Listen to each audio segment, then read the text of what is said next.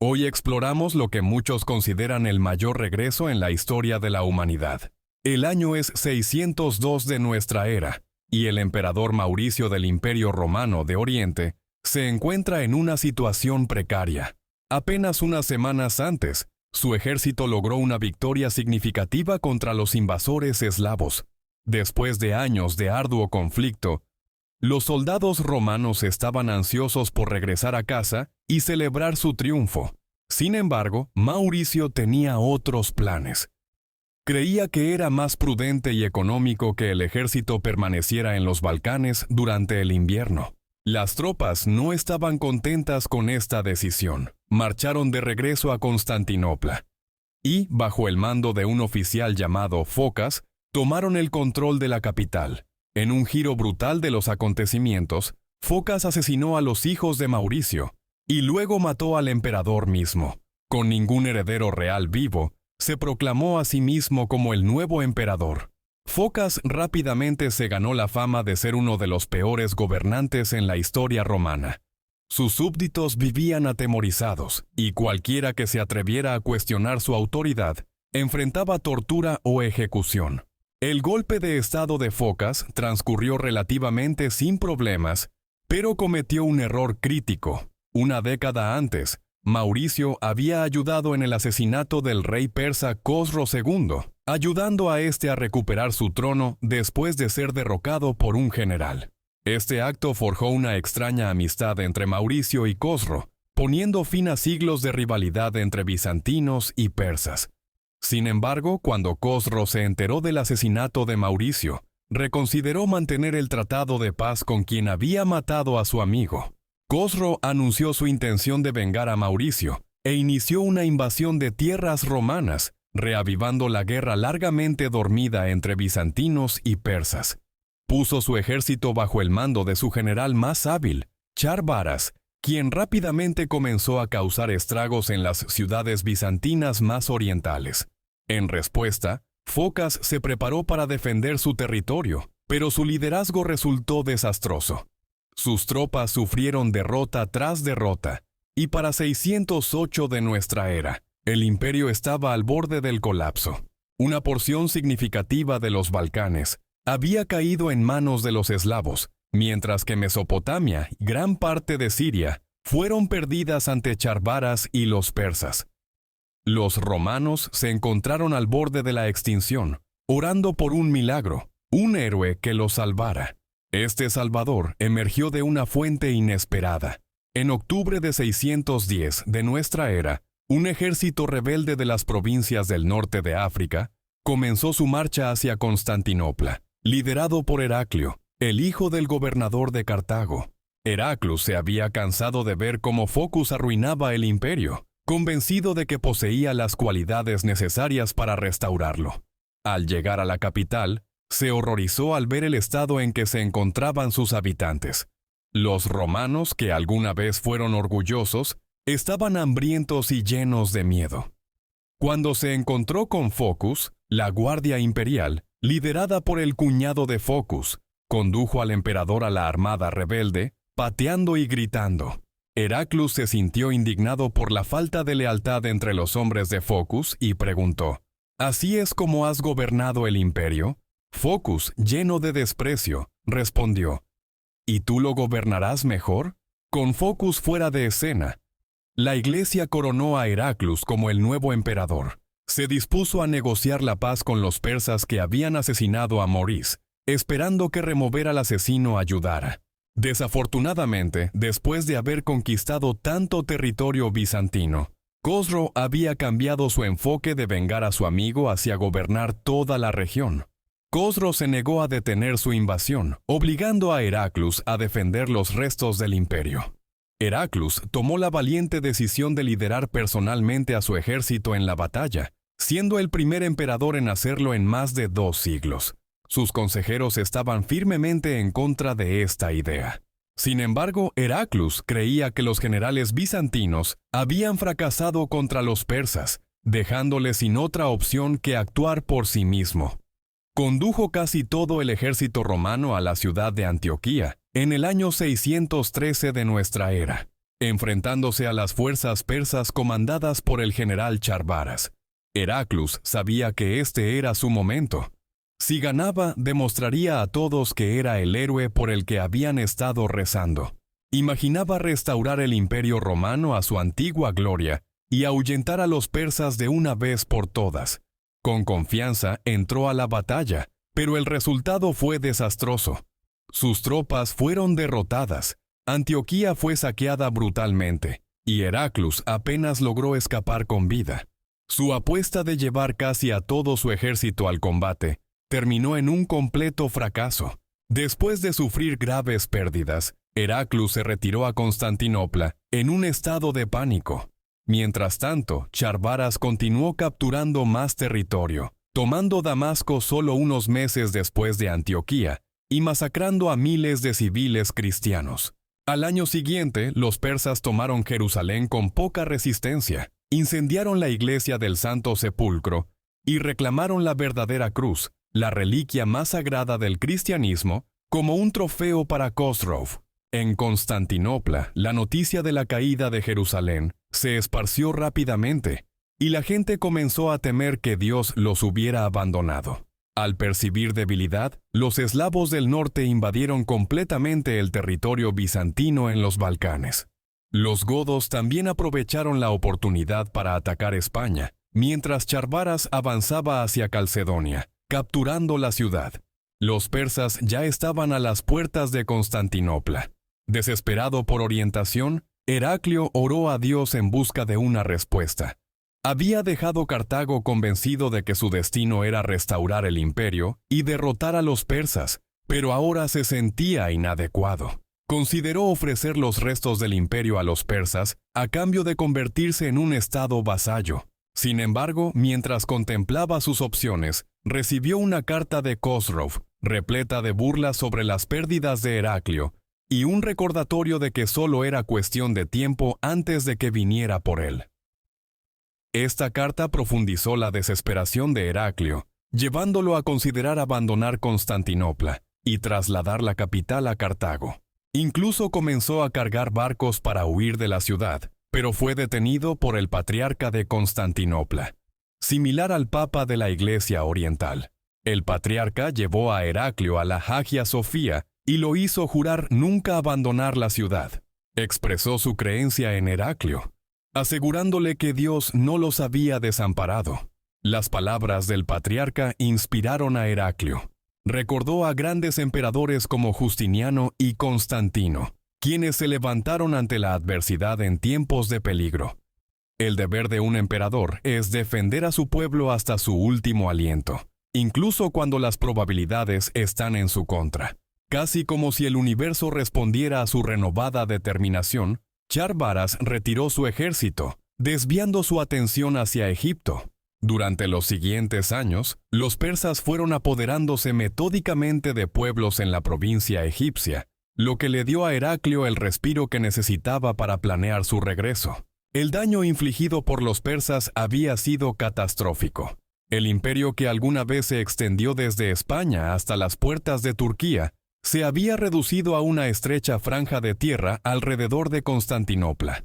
Pero con la iglesia y su gente a su lado, era ahora o nunca. Defenderse solo había permitido que los persas los empujaran aún más hacia atrás, dejándolos sin nada que perder. Heraclio decidió cambiar su estrategia de defensa a ofensiva. Si los romanos iban a caer, sería en sus propios términos. Fundió cualquier metal precioso que pudo encontrar en la ciudad para financiar la guerra. Pronto, cada ciudadano se involucró en el esfuerzo bélico, comprendiendo que estaban luchando por su supervivencia. Mientras Charbaras capturaba a Alejandría y avanzaba por el Nilo, tratando de cortar el suministro de alimentos a Constantinopla, Heraclio estudiaba meticulosamente el Strategicon de Mauricio, un manual sobre guerra y estrategia escrito por el antiguo emperador. Él y sus hombres se entrenaban sin descanso, transformándose en una máquina de combate bien afinada. Sus números eran pequeños, justos para formar una última legión romana, pero encontraron fuerza en el liderazgo de su emperador. Heraclio los inspiró al declarar que eran los últimos defensores de Roma. Al escuchar esto, juraron luchar a su lado hasta el final. Finalmente, 9 años después de la humillante derrota en Antioquía, Heraclio tomó su decisión.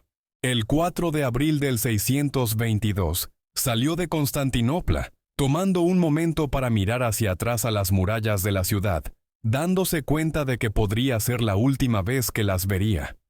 Respiró hondo, levantando un ícono de Cristo para que sus soldados lo vieran, y se dispusieron a recuperar su imperio o morir en el intento. Su legión estaba bien entrenada, pero no contaban con reemplazos ni refuerzos. Si perdía una sola batalla, significaría el fin de los romanos. El destino del imperio recaía sobre sus hombros. Marchó hacia Anatolia, llevando a su legión a una épica batalla contra el ejército de Charbaras. Heraclio comandó a sus hombres desde la primera línea, y juntos lucharon con todo lo que tenían. Charbaras fue sorprendido por la mejora dramática en las tropas romanas. En un giro asombroso de los acontecimientos, perdió la batalla y se vio obligado a retirarse. Finalmente, tras lograr su primera victoria contra los persas, Heraclio avanzó rápidamente. Marchó hacia la pequeña ciudad de Gonzac, donde se sorprendió al enfrentarse al propio Cosro II. El rey persa había decidido liderar personalmente un ejército hacia la batalla. Los persas nunca habían controlado tanto territorio, ni habían sido tan ricos. Si Cosro lograba derrotar a Heraclio aquí, consolidaría su legado como el más grande rey persa de todos los tiempos.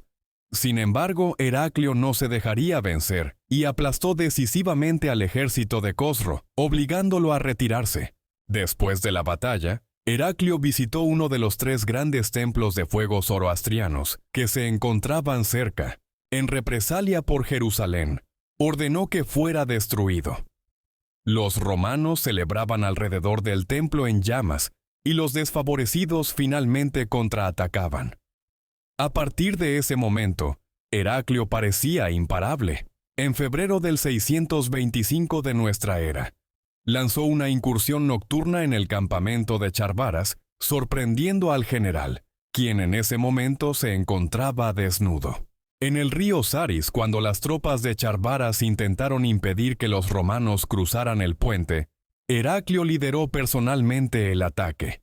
Los romanos tomaron por asalto el puente, desbordando a los persas, quienes fueron sorprendidos por soldados dispuestos a cargar de frente contra sus arqueros. Bajo el mando de Heraclio, sus hombres lucharon como si no temieran a la muerte misma. Sin embargo, el peligro acechaba cerca de casa. Charbaras logró deslizar a su ejército hacia Calcedón, justo afuera de Constantinopla. Se coordinaron con los eslavos al norte, quienes reunieron un ejército para atacar la ciudad desde otra dirección. Pronto, Constantinopla se encontró rodeada por 80.000 tropas hostiles, mientras Heraclio y su legión estaban en profundo territorio persa. Heraclio estaba angustiado. Había logrado avances significativos, pero si regresaba apresurado a la capital, arriesgaría perder todas sus conquistas ante Cosro. Si no regresaba, Constantinopla podría caer, marcando el final del imperio mismo. Después de una profunda reflexión, decidió avanzar en territorio persa, continuando su ofensiva y dejando la capital en manos de sus defensores. Creía que si su ciudad era realmente la ciudad de Dios, protegería sus murallas y no caerían. Los eslavos, junto con sus aliados ávaros, iniciaron su ataque en el 626, y la ciudad fue sitiada durante un mes. Sin embargo, ante cada asalto, las murallas se mantuvieron firmes. Los habitantes de Constantinopla comenzaron a creer que estaban siendo protegidos por una intervención divina, y los defensores lucharon con fiereza. Para agosto, tanto los eslavos como los persas habían sufrido enormes bajas, y finalmente se rindieron. Los romanos celebraron en las calles, desfilando con la imagen de la Virgen María y agradeciéndole por su protección. En este momento, Cosro, frustrado por sus recientes fracasos, cometió un error crucial. Comenzó a culpar a su general de confianza, Charbaras, por las pérdidas y ordenó su ejecución. Esta decisión resultaría desastrosa para Cosro. Heraclus interceptó la carta que contenía la orden de ejecución y, en lugar de simplemente utilizar la información a su favor, agregó los nombres de 400 oficiales persas a la lista, antes de entregársela a Charbaras. Cuando el general persa leyó las órdenes, su rostro se oscureció de rabia. Él y su ejército habían luchado por su rey durante casi una década, y esta era su recompensa. Charbaras reunió a sus hombres e informó sobre la traición de Cosro. Juntos decidieron abandonar la guerra. De repente, Cosro se encontró sin su mejor general y su mayor ejército. Contra todo pronóstico, Heraclus se hallaba a solo una batalla de lograr la mayor remontada de la historia, pero el tiempo se acababa a medida que se acercaba el invierno. Luchar en invierno podría poner en riesgo la vida de sus hombres por falta de alimentos. La elección prudente sería replegarse, reagruparse y esperar hasta la primavera para volver a pelear. Sus soldados estaban exhaustos después de meses de intensas batallas, pero los persas estaban más débiles que nunca. Los romanos ahora los superaban en número y podían poner fin a la guerra con una batalla decisiva. Heraclus se sentó solo en su tienda, contemplando una decisión que podría determinar el destino de su imperio. En el transcurso de un día, tomó su decisión. Arriesgaría todo por la oportunidad de derrotar a Cosro de una vez por todas. A medida que el invierno comenzaba a enfriar la tierra, los romanos continuaron su avance en territorio persa. El 12 de diciembre del año 627, Heraclus atrajo a los persas a una trampa al fingir una retirada cerca de las ruinas de Nínive. Los persas, ansiosos por la victoria, persiguieron a los romanos, solo para encontrarse con un brutal combate cuerpo a cuerpo. Los romanos tomaron la delantera, y al darse cuenta de esto, el general persa Rasot llamó a Heraclus, desafiándolo a un combate singular en medio del campo de batalla. Si lograba matar al emperador, los persas saldrían victoriosos después de casi una década de guerra. Heráclito avanzó con valentía y aceptó el desafío. Los dos generales se lanzaron uno contra el otro, y con un solo golpe, Heráclito derrotó a Rasot. Rápidamente, dos guerreros más desafiaron al emperador, pero él también los derribó. Sin su comandante, las tropas persas entraron en pánico y comenzaron a huir. Los romanos lograron derrotar y abatir a 6,000 soldados persas que intentaban escapar. El ejército persa estaba prácticamente aniquilado, y Heráclito se acercó más a Cosro. Viajó a Dastir, justo afuera de la capital persa, y quemó el palacio de verano de Cosro. Luego ofreció paz a los persas, proponiendo que su imperio fuera completamente restaurado. Sin embargo, a pesar de la casi total aniquilación de sus fuerzas, Cosro rechazó esta oferta. Había luchado demasiado duro y durante tanto tiempo como para rendirse y entregar lo que había ganado. Esta decisión resultaría ser la última que tomaría como rey. Su hijo, Kabad II, lideró un golpe de estado en su contra, respaldado por casi toda la nobleza persa. Reconocieron que continuar luchando contra Heráclito era inútil. Cosro fue ejecutado sin ceremonias por su propio hijo. Kabad II aceptó rápidamente la oferta de Heráclito y devolvió todas las tierras que su padre había tomado. Palestina, Siria y Mesopotamia fueron restauradas al Imperio Romano de Oriente, devolviéndolo a su antigua gloria. Kabad II también devolvió la verdadera cruz, señalizando el fin de un conflicto que duró siglos. El imperio sasánida cayó rápidamente en una guerra civil, destruyéndose desde adentro. Heráclito y sus hombres regresaron a Constantinopla, donde la gente estalló en celebración. Sus súbditos llenaron las calles, con lágrimas en los ojos, inclinándose ante el hombre que los había salvado a todos. Observaron cómo Heráclito y sus hombres llevaban la verdadera cruz a la Hagia Sofía, fijándola en el techo como testamento de su victoria sobre el imperio sasánida. Durante semanas, el pueblo de Constantinopla celebró el regreso de su héroe, su emperador, Heráclito. Luego viajó a Jerusalén y regresó personalmente la verdadera cruz a su hogar legítimo, un momento que debería haber marcado una conclusión gloriosa para su historia. Si Heráclito hubiera fallecido en ese momento, habría sido recordado como uno de los más grandes generales romanos de todos los tiempos, al lado de figuras como Julio César y Escipión. Sin embargo, el destino tenía otros planes para él. En solo unos pocos años, su legado se vería manchado para siempre. Su victoria total sobre los persas sasánidas creó un vacío de poder en la región. Un profeta llamado Mahoma rápidamente logró reunir a sus seguidores, y sus enseñanzas no solo establecerían un nuevo imperio, sino también una nueva religión que, a la larga, haría que Constantinopla se rindiera, reclamando gran parte del imperio que Heraclio había luchado arduamente por restaurar. Pero la verdadera sorpresa viene a continuación. Este tema lo abordamos en otro video. Si deseas ver qué sucede después, puedes hacer clic en el enlace.